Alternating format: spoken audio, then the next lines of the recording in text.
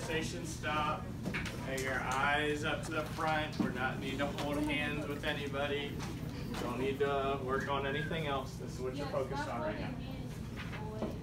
All right. This is a premature baby, born weighing in at 3.7 pounds. His parents were devastated when they found that he had to stay in the incubator at the NICU. They didn't sleep for days, and all they wanted was just some cups of coffee.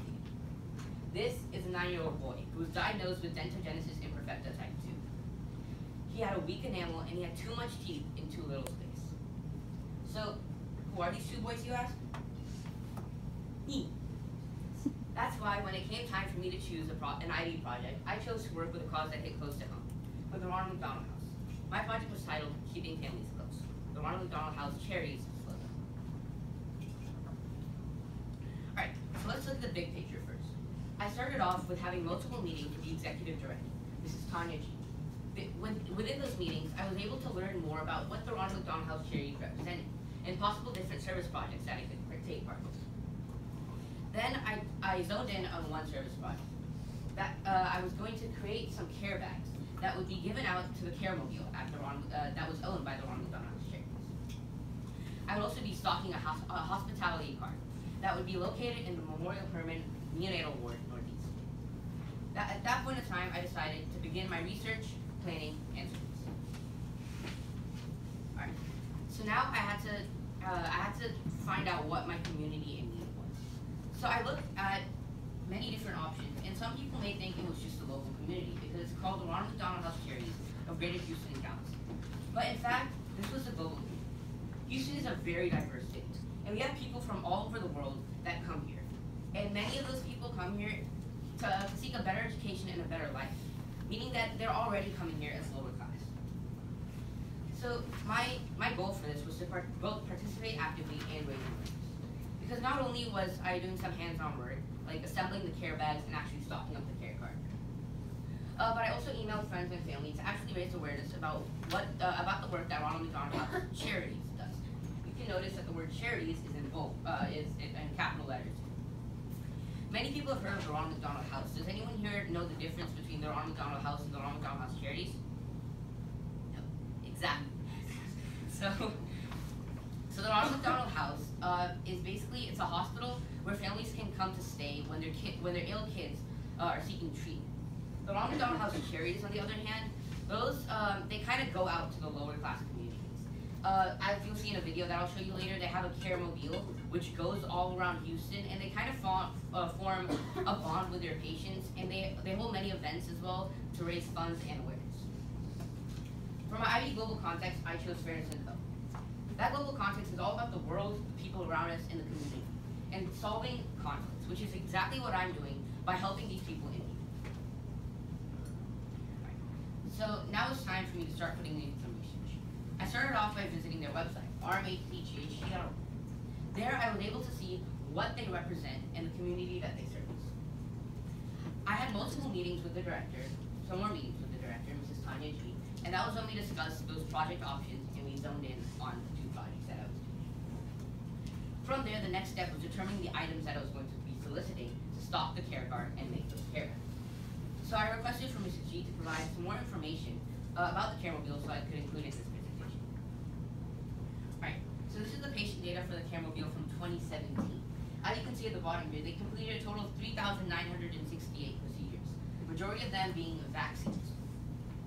So I'm going to show you a video in just a second, and I want to imagine, I want you to imagine that you are the kid going to that Caremobile and you're getting the treatment. Imagine that you're getting a vaccine that could save your life and protect you from a disease. And then imagine what would happen if the Caremobile didn't exist.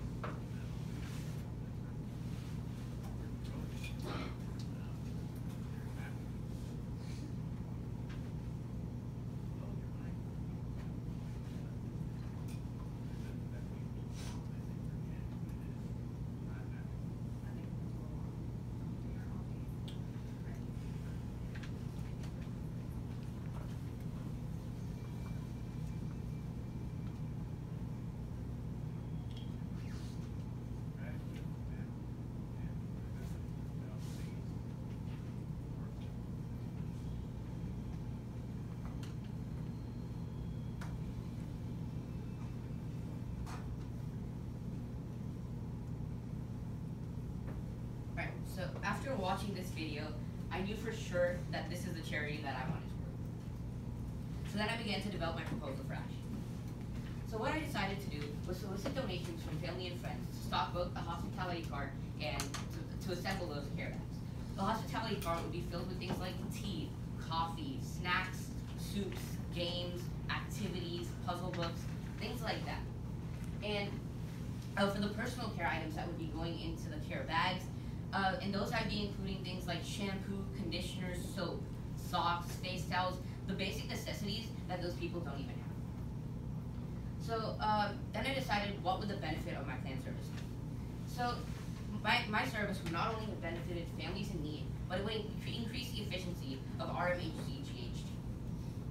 Because instead of the people that work there having to go out and buy the items themselves and assemble the care bags themselves, I'd be doing all that work for them, and all they need to do is hand it to the patient. The families that are receiving it will feel comfortable, they'll have their needs taken care of, and they'll know how to stay hygienic. Some of these people don't even know how to brush their teeth. As you saw in that video, people are still learning how to brush their teeth, and that's what a bad situation that they're in. I would help alleviate a lot of stress and a lot of things. So now that I developed my proposal, it was time to develop my plan for action, what I was actually going to do. So then I decided that the easiest way would be to create an Amazon wish list.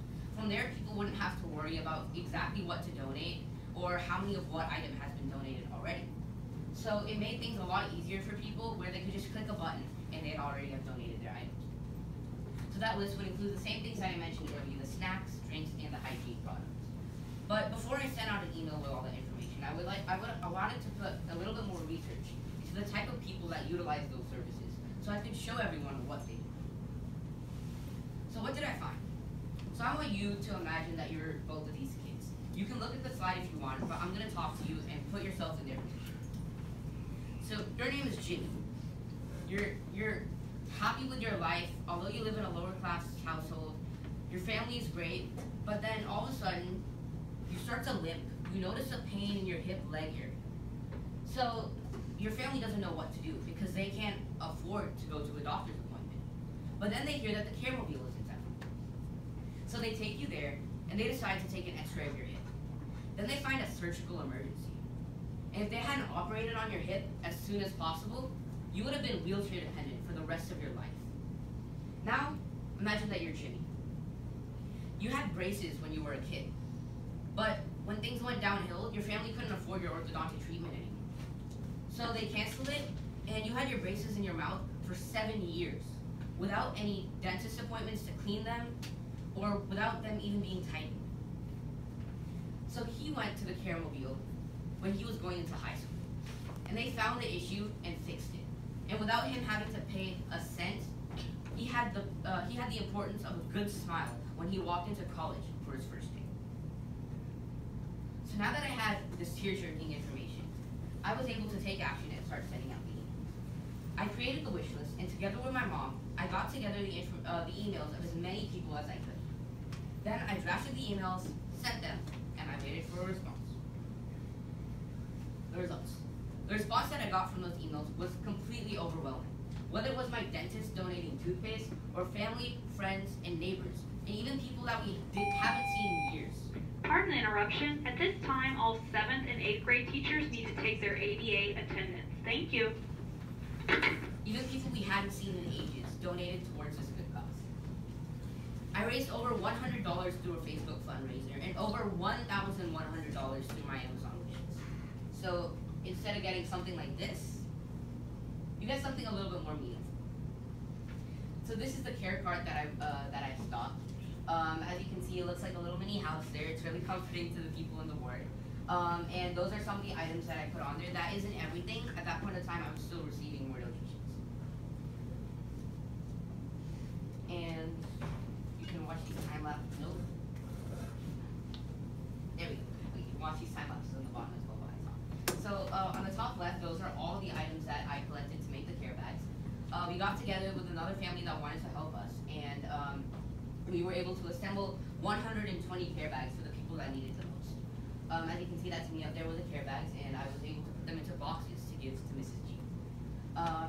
It was, well, I'll discuss this more in my reflection, but it was definitely a really enjoyable experience knowing that I was able to make change.